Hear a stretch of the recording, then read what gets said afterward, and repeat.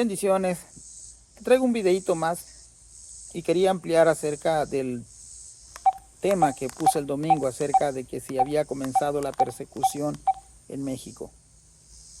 Pues gracias a Dios tenemos un gobierno que nos garantiza nuestra libre expresión, nuestra libre creencia, y hasta el momento, y espero que sea siempre, el gobierno no es un opositor al evangelio. Sí está en nuestra Constitución que tenemos la garantía de que nuestro gobierno nos dé la seguridad de promover nuestras creencias. Eso sí está. Lo que sí dije es de que el gobierno a veces no nos da estas garantías, porque cuando hay grupos que se oponen a lo que nosotros creemos, en este caso el evangelio, el gobierno debería estar haciendo su parte en hacer justicia. A veces hacen caso omiso, ¿verdad?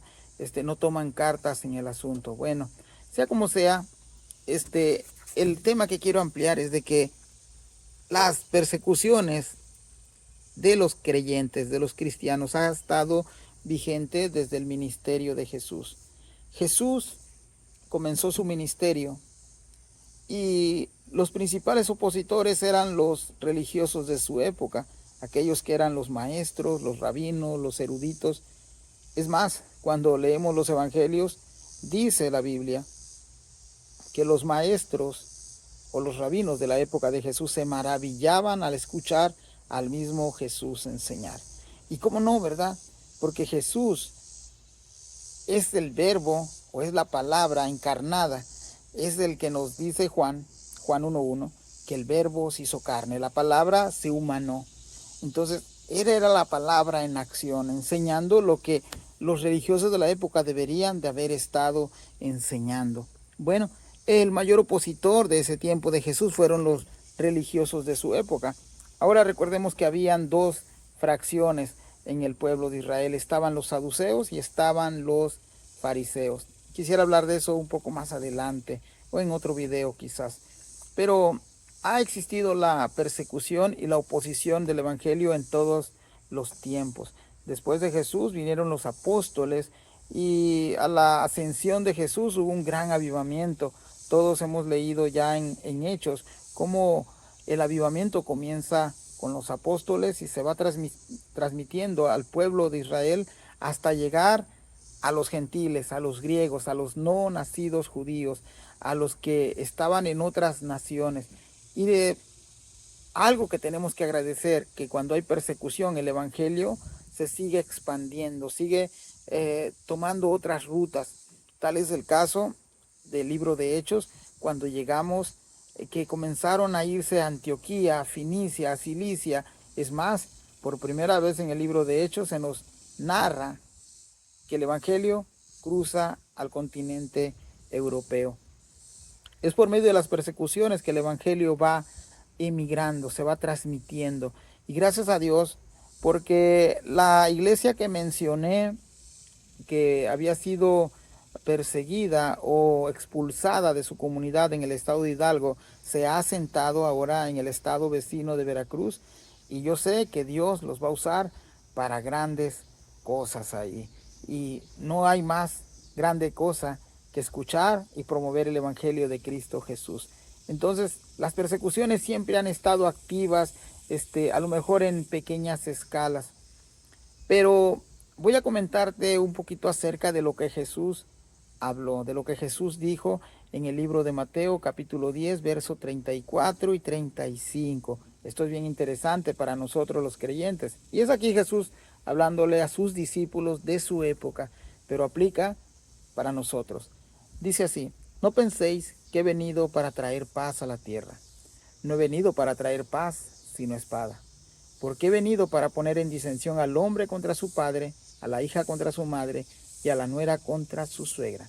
Y los enemigos del hombre serán los de su casa. Esos 3 versículos solamente acerca de Jesús. En un sentido, Jesús viene a traer paz a nuestra vida. La Biblia nos dice en el libro de Romanos que estamos enemistados con Dios, estábamos separados con Dios. Y gracias a que hemos recibido a Jesús como Señor y Salvador, dice la Biblia que ahora tenemos paz para con Dios. Y estar en paz para con Dios, Padre, es estar en amistad, estar en comunión. No la teníamos antes de Jesús, pero ahora Jesús ha llegado a nuestra vida y esa paz ahora ha sido Cristo Jesús. El vínculo perfecto entre Dios y el hombre es Jesucristo. Entonces, Mateo 10:34 nos dice que no pensemos que Cristo ha venido a traer paz a la tierra. Bueno, ¿qué quiere decir eso? Quiere decir que el evangelio, cuando es introducido a las personas y las personas lo abrazan, las personas se dan cuenta que el evangelio es el único modo de tener salvación, de tener una vida eterna, es ahí cuando el evangelio comienza a hacer efecto. Hay personas que toda su vida han pertenecido a cierto grupo y de repente conocen el evangelio de Cristo, el cristianismo. Déjame hacer una pausa y te voy a decir qué cosa es el evangelismo o qué cosa es el evangelio. El evangelio son buenas noticias. Se traduce simplemente buenas noticias. Entonces cierro ese paréntesis y regresamos ahí. Cuando el evangelio es aceptado en la vida de una persona o en la vida de una familia, comienzan a haber efectos. A veces el efecto es positivo. A veces el efecto es como se le dijo al carcelero, cuando Pablo escribe que se encuentra con un carcelero y este carcelero pierde a los que estaban presos y su reacción era matarse, suicidarse, porque había que pagar vida por vida. Él sabía que al no estar los presos ahí, su vida corría peligro. Entonces Pablo le dice, ¿sabes qué? No hagas eso. No, todos estamos aquí, nadie ha huido. Estás seguro todavía. Es más, le presenta a Pablo el evangelio de Jesucristo y aquel carcelero acepta a Jesús como Señor y Salvador y luego dice que él y toda su casa. Entonces, cuando el evangelio llega a la vida de una persona, el responsable de compartir el evangelio dentro de su casa es el que ha aceptado a Jesús como su Salvador, el que ha abrazado el evangelio. Esto trae un efecto.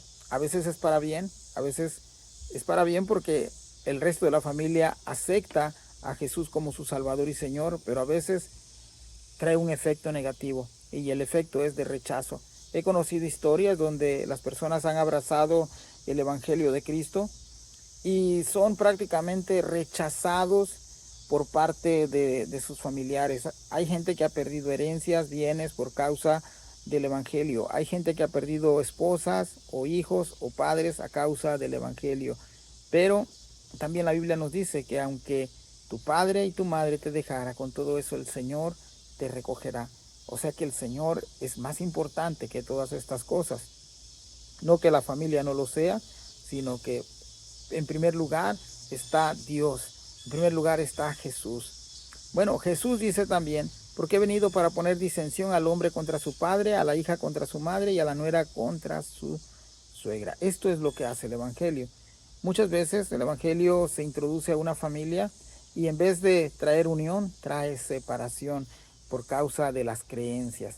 He conocido historias donde ciertas personas pertenecen a un grupo y cuando se enteran que su hijo se ha convertido al cristianismo, vienen los conflictos, vienen los problemas. Y además Jesús dice, y los enemigos del hombre serán los de su casa. Al no aceptar el evangelio o a Jesús como su Salvador, aquello se convierte en un campo de batalla. Comienzan las burlas, comienzan los desprecios, comienzan los apelativos.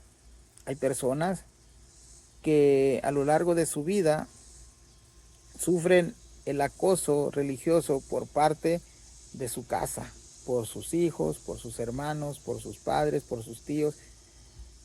Pero esto trae frutos, porque a la larga muchos, por causa del evangelio, van a alcanzar la salvación. Y creo que es el testimonio de muchas personas que hoy van a estar escuchando este video. Hasta aquí quiero dejar esto, pero recordemos algo, que la persecución de una o de otra manera van a estar presentes. Vendrá una persecución quizás un poco más global, pero gocemos de esta libertad que ahora tenemos. Gocemos de la libertad que Dios nos ha dado para poder reunirnos, para poder alabarlo, para poder cantar, para poder compartir el evangelio con otras personas. Hoy en el 2025 hay países donde esto no es posible, donde tienen que conformarse a pedazos o copias o quizás fracciones de Biblia para poderse alimentar espiritualmente.